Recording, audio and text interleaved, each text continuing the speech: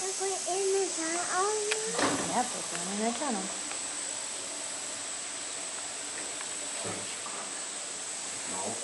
Let me check the line, Mom. I'm going to say now. Yep, we're going up. It's alright.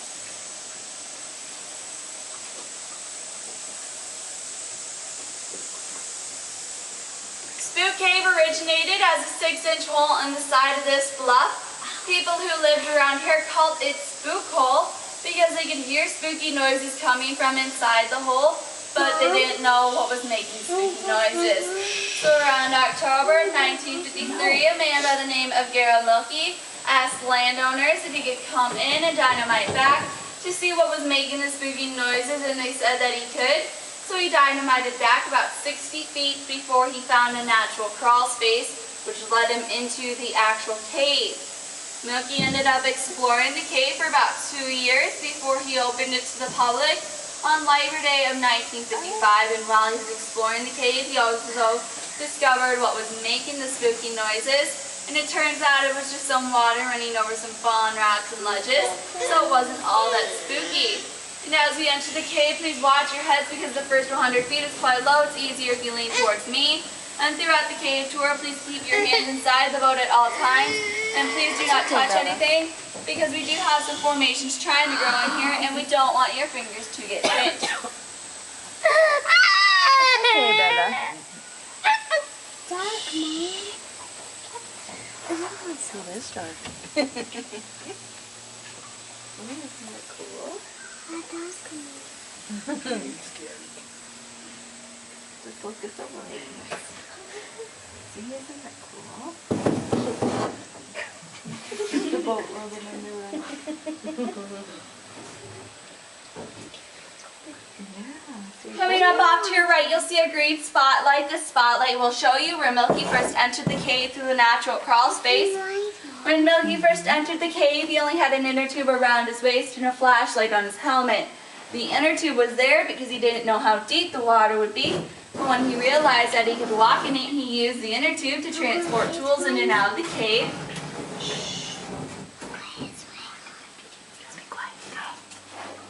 Hold on your little, you don't have to worry about it. It's for your dad. You can touch it. Touch it. Please watch your heads as we go on to this next lower shelf. We are now entering the lowest part of the Spook Cave.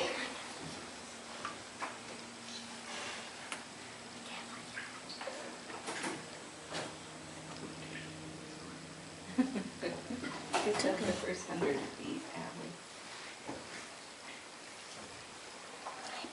And we're now going through the narrowest part of Spook Cave, which we call Lover's Lane.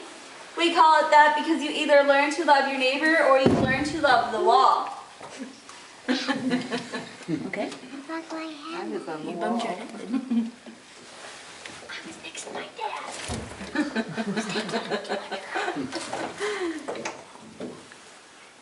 Keep your head in.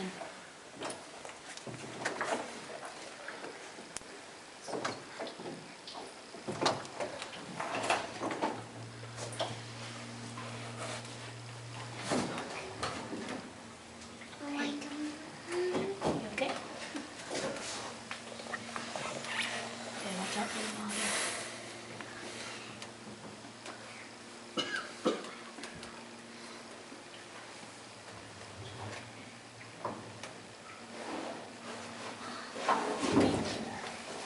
I see him again.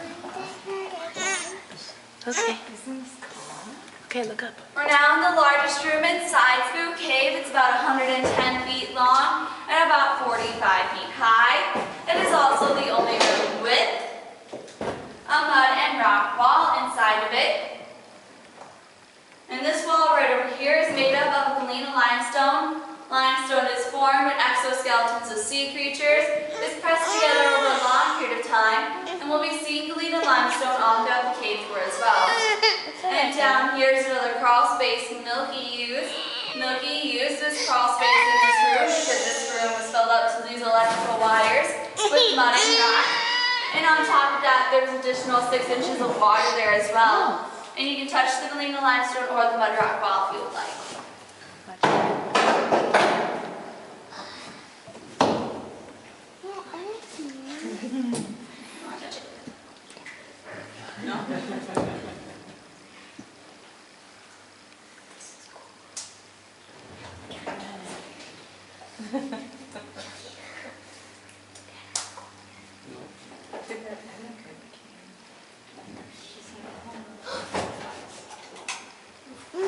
all right. You're okay. You can touch the water here if you would like. The water is 42 degrees year-round, so it never freezes. And it's clear because it is spring-fed from a spring that's in the back of the cave. Okay, hand back in.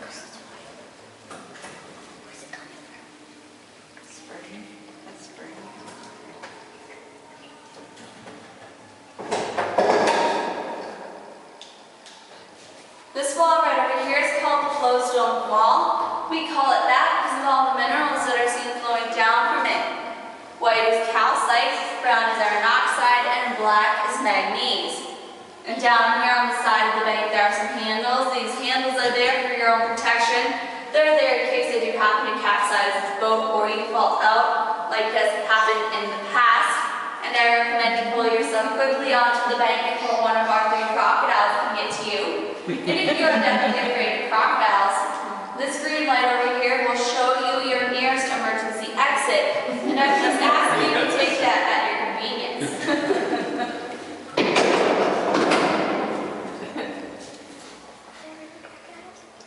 No.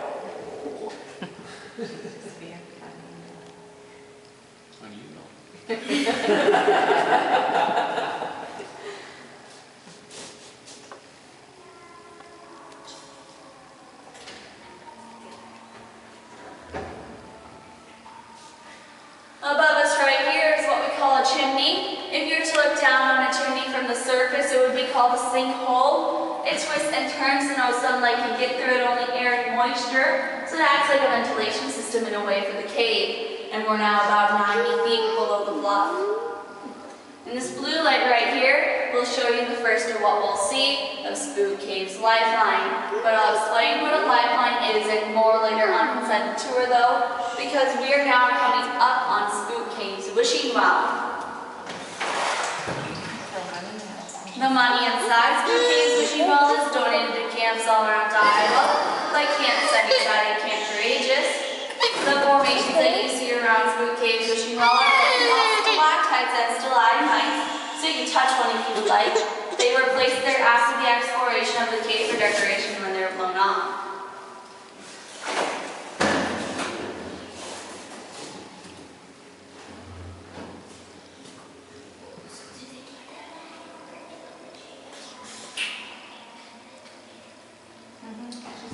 Above us right here are 2 more Spook Cave chimneys. The red light will show you the second largest chimney that is found inside Spook Cave. But it will be the largest that we see today because the largest is too far back for us to go. And we're now about 110 feet below the bluff.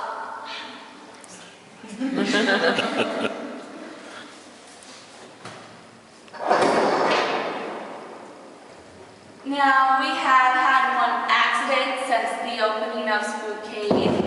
It happened to a man by the name of Old Joe Smiley. Old Joe was a maintenance man inside Spook Cave, and he'd come in every day at 8, change the light bulbs inside Spook Cave, and then be out by 9 before the tour started. But then one day he didn't come back, and his friends and family got worried. So they came in looking, but they found his boat capsized back the wishing well.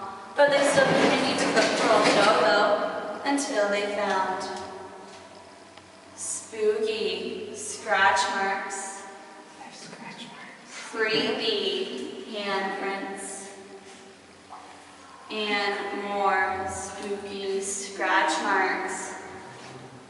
By now they're really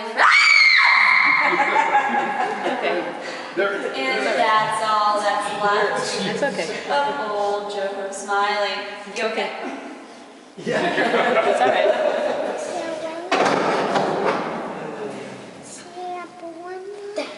Scary.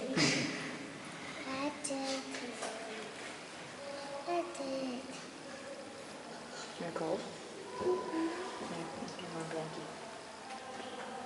Is that better?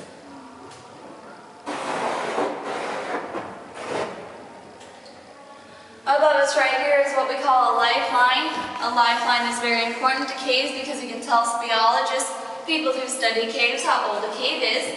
And Spook Cave's lifeline can tell speleologists that Spook Cave is about 750,000 years old, which is actually pretty young for a cave. And a lifeline is formed when oxygen gets into the cracks of the rocks in the earth, which allows water and carbonic acid to leak into the rock and eat away at it, thus forming the cave and its lifeline. And we're now going under this next lower shelf, so please watch your heads and please do not touch the ceiling, because we do have some formations trying to grow here, and if you were to touch them, the dirt and oil from your hands would rub off on them and kill them, which means they would stop growing. No touch. No touch.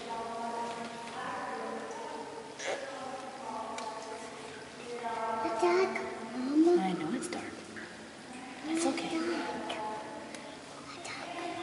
Yeah, and then I like them, okay?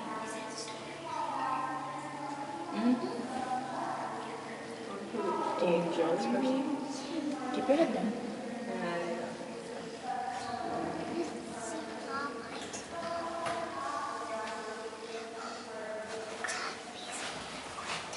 It's okay.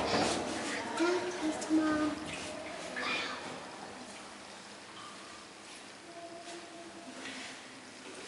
Okay. Right here. It's okay.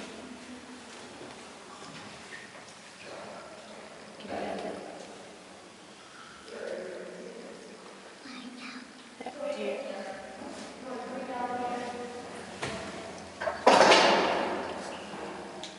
These formations right here are what we call stalactites. Stalactites usually grow from the ceilings of caves down and grow about 1 inch every 100 years. You can tell if a stalactite is still growing if it has a glossy coat or is dripping water. And right back there we have all the bigger stalactites. This is not a silicon one. This is what we call the hairy stalactite or the hippie stalactite. We call it this because if one drop of water were to hit your head from the stalactite, you would go bald within 1 week. So as we go under the cage, please watch your heads and please do not touch the cage or the forming stalactites, and please cover your hair if you would like to keep it. You want me?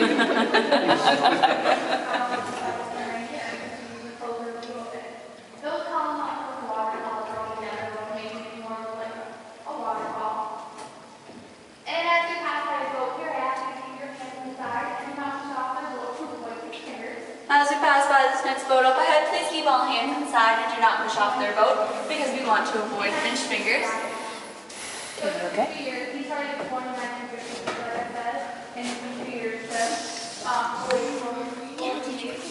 originally, Nope. from 1955 to 1957, the frozen waterfall was the end of the cave tour, but from 1955 to 1957, drilled the cleared out the formation area, and then in 1957, he opened up the rest of the cave up for tours. That's okay. Right, guys? Shut for that. That's a bumper boat. Like, I didn't do something. Kick out Mr. Joe. I'm just playing my part. Sure you are. So who got lost in the cave? Who got lost? Okay, watch your head. She's been here for about 4 years. She just can't find her way out. I don't understand. See a cute Little Joe smiling down the house. I'll show you guys him again. Please don't give us the story.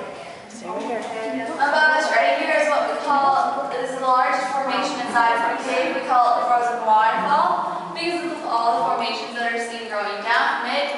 The frozen waterfall goes up about 60 feet but does not break the surface of the bluff. And right here at the base of the frozen waterfall are what we call stalagmites. Stalagmites usually grow from the floors of caves up, but since we have water on our cave floors here, they grow from ledges, which makes them extremely rare here inside Spook Cave. And a stalagmite usually grows about 1 inch every 300 years. And above you right here are some more slender stalactites. These stalactites are what we call soda straws. We call them that because of their slender shape, and if you were to break one off, you could sit through it like a soda straw. They usually break off within 18 inches because they cannot support their own weight.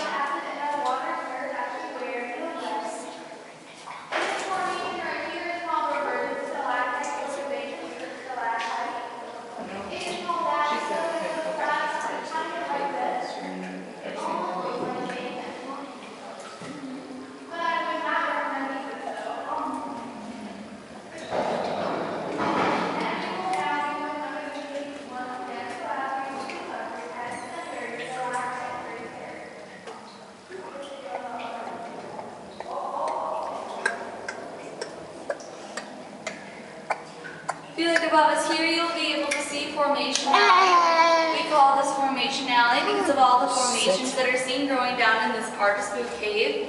Biologists believe there are so many formations growing down here because of all the moisture in the air. We're now about 120 feet below the bluff and about a half a mile back.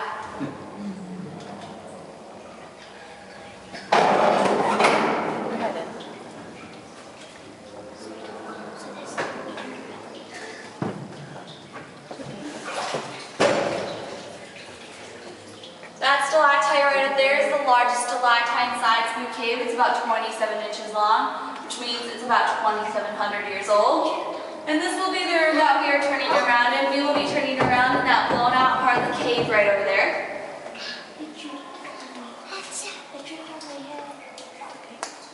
This formation right here is our lamp-shaped stalactite. We call it that because of its shape. The lamp-shaped stalactite is actually made out of manganese, hence the dark coloring.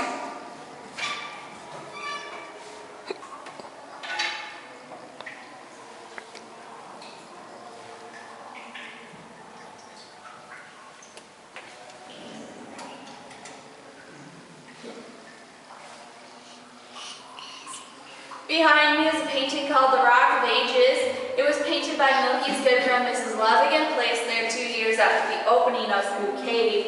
It is painted on window pane, enamel-based paint, and they used enamel-based paint because it is the only paint that can withstand Spook Cave's harsh conditions. And behind me is more Spook Cave, but we cannot go back there because it's too shallow for the boats. But if you were to go back there though, you'd find a room called the Sump Room. It is filled with 6 feet of water and blocked by 2 boulders. And in that room back there is where we keep the 3 crocodiles caged up. So we would like to go back and see when you may get out of the boat and walk back there. But of course, I must warn you, if you choose to do this, you are no longer part of my tour, and therefore no longer part of my responsibility. So I will be leaving you behind and shutting off all the lights.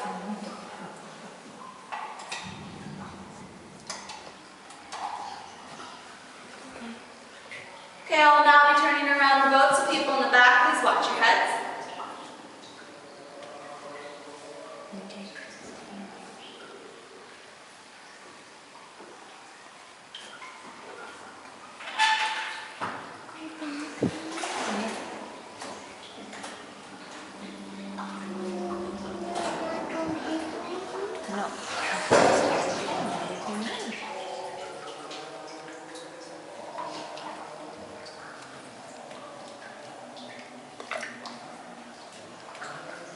This room is the only other place that Milky dynamited out besides the first 60 feet of the cave. That wall back there is where he dynamited.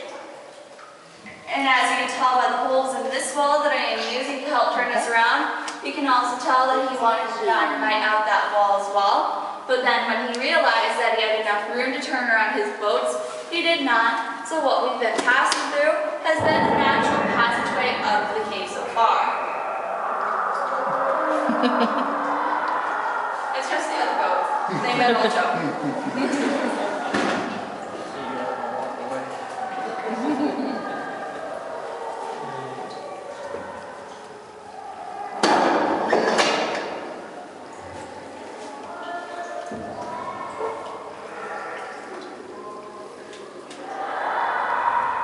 Above us right here is more Formation Alley.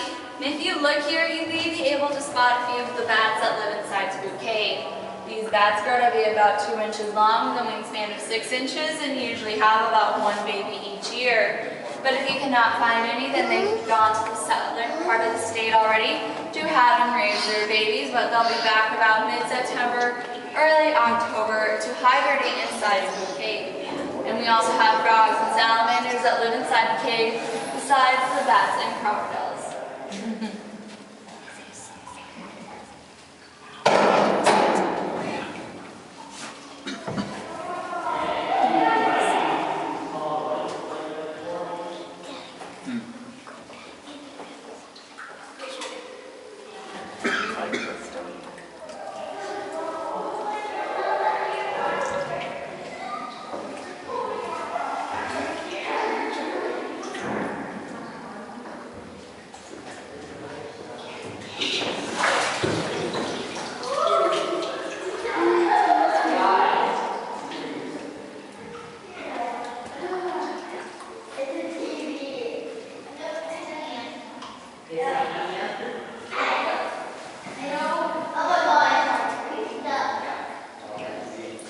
Here we have some longer stalactites inside the cave. Stalactites grow from top of the ceiling down, and stalactites in this cave are at least 1 inch every 100 years.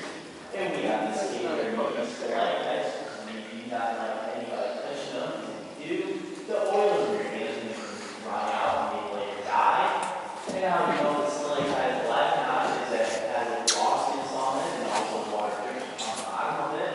One stalactite, I will show you though, is the easy stalactite, whereas we call it Spook Cave a hairy stalactite. We call it hairy stalactite, so it's like air going out of it. And remember, as the water from that stalactite that you're at, you grow all in about a week. They have under the cage, the guys will keep your head down and come do your hair.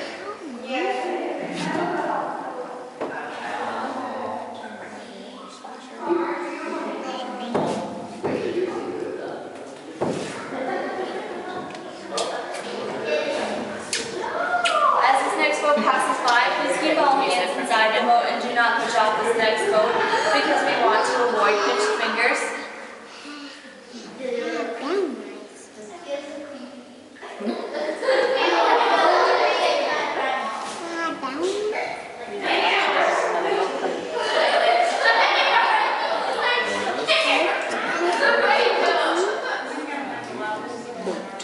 See? It should have been in my book before, it was a lot louder.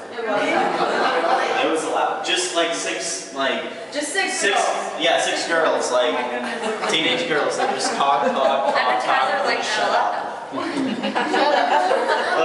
it's just annoying. But it's here, black chicken, right above here, let's see the frozen waterfall.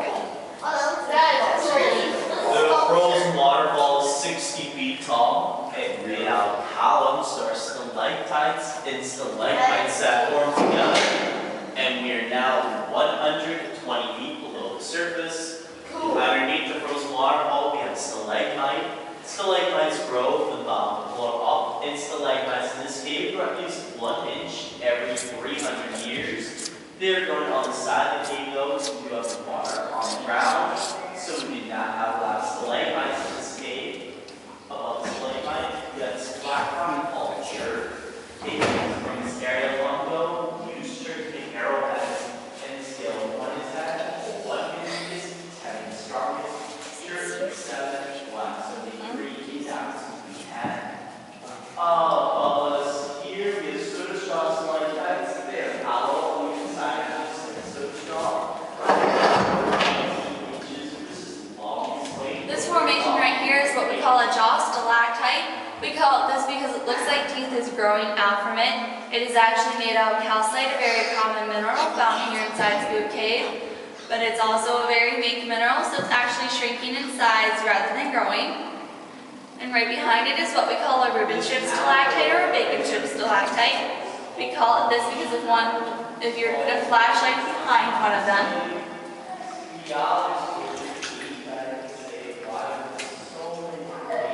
it looks like bacon. And right here is our hairy stalactite again. So as we go onto the cage, please watch your heads and please do not touch the cage or the forming stalactites. And please cover your hair if you would like to keep it.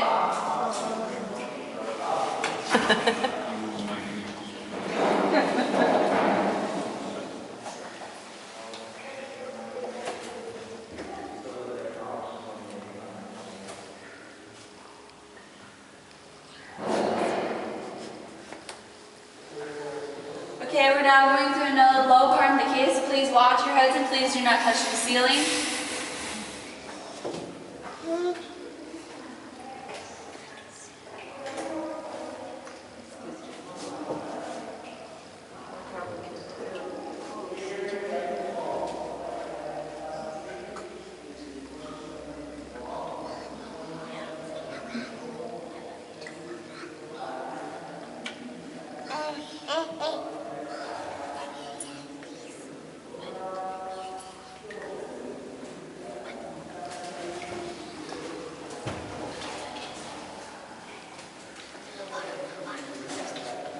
We're now back at Spook Cave's lifeline again, and can anyone take a guess at how old these boats that we are using today are?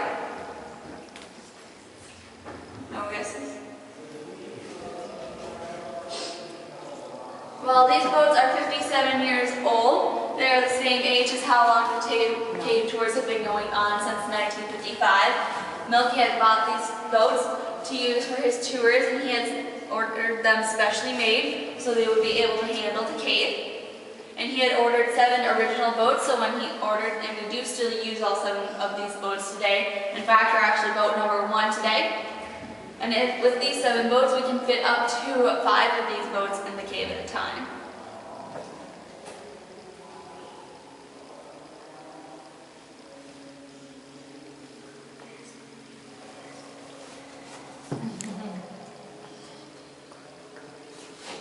Should we end here again? No.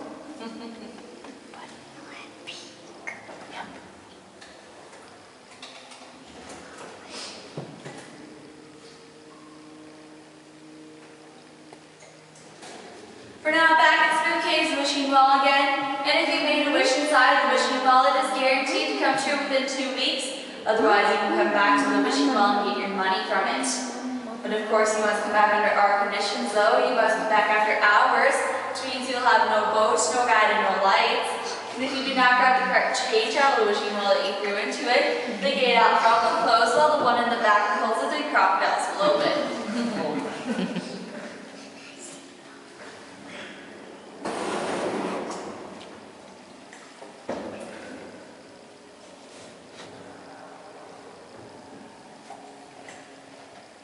This blue light right here will show you the last of what we'll see as Spook Cave's lifeline.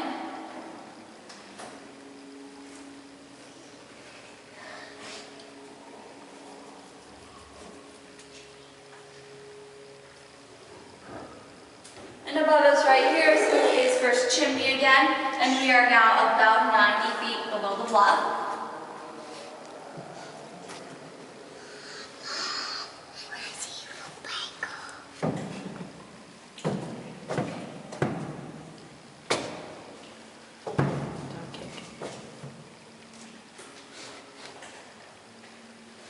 This green light coming up off to your right will show you where I said was your nearest emergency exit, though it's not an emergency exit, so please don't try and take it as one. That's a side sinkhole, and speologists know this because they poured colored water down the sinkhole, and that is where it came out. That process is known as dying. Not a very reassuring word here in a cave, in my opinion. And this wall right over here is our flowstone wall again. Remember, white is calcite, brown is iron oxide, and black is manganese. Calcite is actually the most common mineral found here inside Spook Cave, while iron oxide is the least common.